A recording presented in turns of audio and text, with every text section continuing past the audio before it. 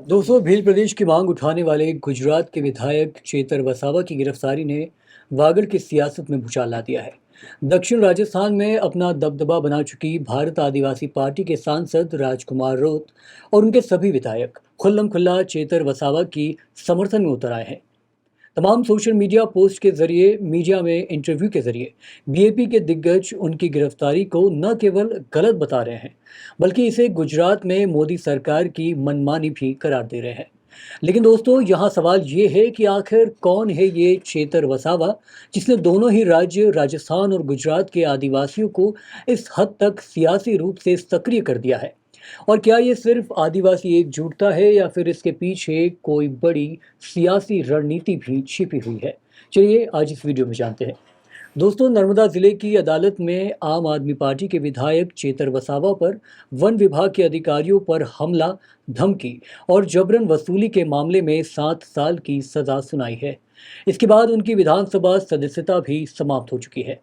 आम आदमी पार्टी इसे राजनीतिक साजिश करार दे रही है और पूरे गुजरात में आंदोलन चला रही है। लेकिन इस पूरे घटनास्थल या फिर कहें कि घटनाक्रम में सबसे ज़्यादा चर्चा जिस बात की हो रही है वो है भारत आदिवासी पार्टी का खुला समर्थन राजस्थान और गुजरात की आदिवासी राजनीति में तेजी से उभर रही भारत आदिवासी पार्टी के सांसद राजकुमार रोत, विधायक उमेश मीणा, अनिल कटारा और थावरचंद डामोर जैसे कई बड़े नेताओं ने चेतर वसावा के समर्थन में बयान दिए हैं।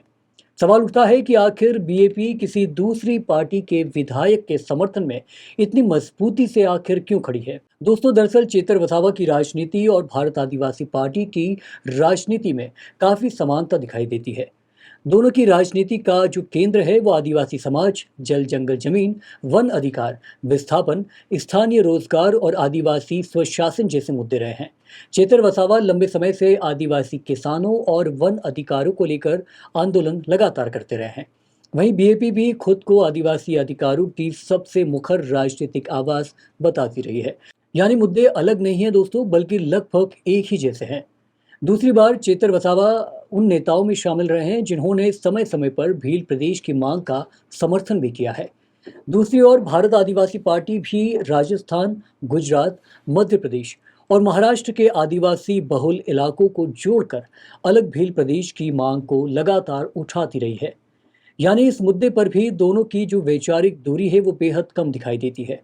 इस समर्थन का एक और अहम पहलू है। दरअसल राजनीतिक जानकारों का ये भी मानना है कि चेतर वसावा सिर्फ आपके नेता नहीं है, बल्कि गुजरात के आदिवासी इलाकों में उनका बड़ा जनाधार माना जाता है। ऐसे में बीएपी का समर्थन केवल एक व्यक्ति के समर्थन के तौर पर नहीं, बल्कि इसे आदिवासी समाज के बीच अपनी राजनीतिक स्वीकार्यता मजबूत करने की रणनीति के रूप में भी देखा जा रहा है। अगर आदिवासी समाज में ये संदेश जाता है कि जब किसी आदिवासी नेता पर कार्रवाई हुई, तब भारत आदिवासी पार्टी सबसे पहले उसके साथ खड़ी हुई है, तो इसका राजनीतिक लाभ भविष्य में बीएपी को मिल सकता है।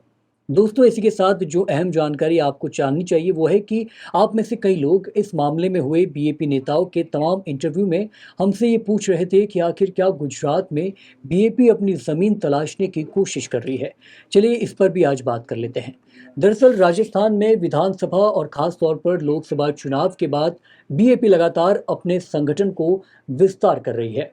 गुजरात के आदिवासी बेल्ट में पहले से चेतर वसावा जैसे नेताओं का प्रभाव है। ऐसे में हो सकता है कि उनके समर्थन के जरिए बीएपी आदिवासी समाज के बीच ये संदेश देना चाहती है कि आदिवासी मुद्दों पर सभी ताकतों को एक मंच पर आना चाहिए। यानी ये केवल समर्थन नहीं, बल्कि भविष्य की राजनीतिक संभावनाओं का संकेत भी माना जा सकता है। दोस्तों, इसी के साथ ऐसे में राजनीतिक गलियारों में अब इस बात की भी चर्चा है कि क्या आने वाले समय में आदिवासी राजनीति को लेकर नए गठजोड़ देखने को मिल सकते हैं। फिलहाल ऐसा कोई औपचारिक संकेत तो औपचारिक रूप से नहीं मिलता, लेकिन जिस तरह भारत आदिवासी पार्टी के नेता लगातार चेतर वसावा के पक्ष में खड़े नजर आते हैं, उससे ये चर्चा जरूर तेज हो गई है कि आदिवासी राजनीति में वैचारिक स्तर पर एक साझा मंच बनने की कोशिश हो सकती है। इसलिए दोस्तों, चेतर वसावा की सजा का मामला अब सिर्फ एक कानूनी मामला नहीं रह गया है, यह आदिवासी राजनीति का बड़ा मुद्दा बन चुका है। भारत आदिवासी पार्टी जिस मजबूती से उनके समर्थन में खड़ी दिखाई दे रही है, उसने ये सवाल ज़रूर खड़ा कर दिया है कि क्या आने वाले समय में आदिवासी राजनीति का नया केंद्र बनने की कोशिश हो रही है, या फिर ये सिर्फ आदिवासी हितों के साझा मुद्दों पर दिखाई गई राजनीतिक एकजुटता है। इस सवाल का जवाब आने वाले दिनों की राजनीति ही तय करेगी। लेकिन इतना ज़रूर है कि गुजरात से लेकर राजस्थान तक आदिवासी राजनीति नए समीकरणों पर अब सभी दलों की नज़र लगातार बनी हुई है। नमस्कार।